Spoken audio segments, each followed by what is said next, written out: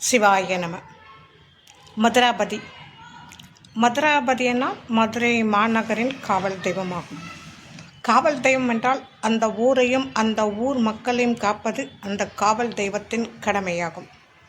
ஒரு ஊர் என்று எடுத்துக்கொண்டால் அந்த ஊருக்கு காவல் தெய்வம் என்று உண்டு. மதுரை என்றாலே நமக்கு நினைவுக்கு வருவது மதுரை மீனாட்சி சுந்தரேஸ்வரர் கோயில். அதே போன்றுதான் மதுராபதி எப்படி என்று நினைத்தால் சிலப்பதிகாரம் தொடர்புடையதாகும்.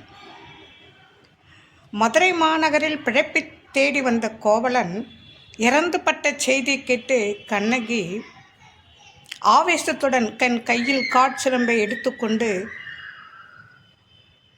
மதுரை அரண்மனைக்குள் நுழைந்து தன் கணவன் குற்றம் மற்றவன் என்று கூறி நிரூபிக்கின்றான். உரைசால் பத்தினி ஏத்தோர் என்பதற்கேற்ப தன் பத்தினி விரதத்தால் அந்த மதுரை மாநகரை தீக்கிரையாக்கின்றாள்.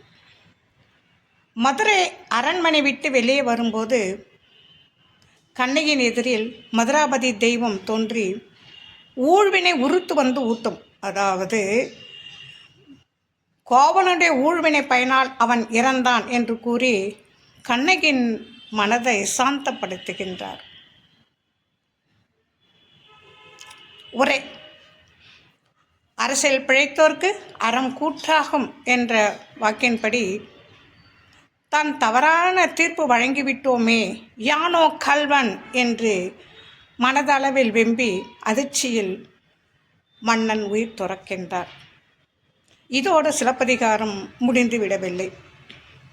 காவல் தெய்வத்திற்கும் மீனாட்சி சொக்கநாதருக்கும் இடையே வாக்குவாதம் நடைபெறுகின்றன. அதாவது மதுராபதி தெய்வம் அவ்வூரின் காவல் தெய்வம், மக்களை காக்க வேண்டிய கடமை. அது மட்டுமல்ல, மதுரை மாநகரின் காவல் தெய்வம் பாண்டிய வம்சத்தினுடைய குல தெய்வம். ஆக இரண்டு பொறுப்புகளையும் ஏற்றுள்ள நீ எப்படி மதுரை மாநகரை தீயிலிருந்து காக்கவில்லை என்பது இறைவனுடைய வாதம்.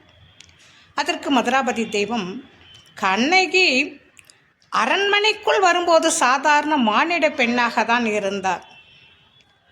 ஊழ்வினை பயனால் பாண்டிய மன்னனை கண்டவுடன் அவருடைய கற்பின் திறத்தால் காளியாக மாறி மதுரையை எரித்ததால் தன்னால் ஒன்றும் செய்ய முடியவில்லை என்று இறைவனிடம்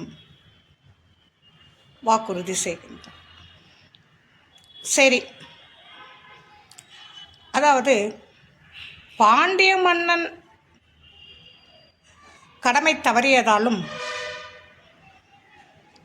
கற்புக்கரசியான கண்ணகியின் வாழ்வை அழித்தது மட்டுமல்லாமல் தானும் அழிந்து போனதால் அவனுக்கு மறுபிறவி உண்டு.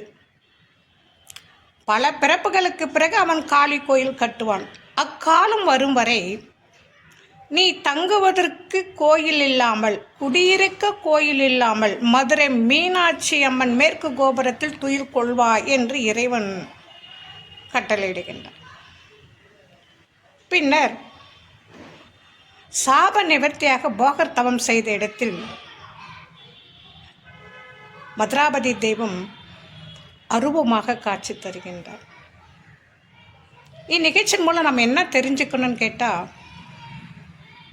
கடவுளுக்கே இந்த நிலை என்ற போது சாதாரண மனிதனாகிய நம்முடைய நிலை என்ன என்று சற்று சிந்தித்து பார்த்து தெளிவடைவோமாக. திருச்சிற்றம்பலம்.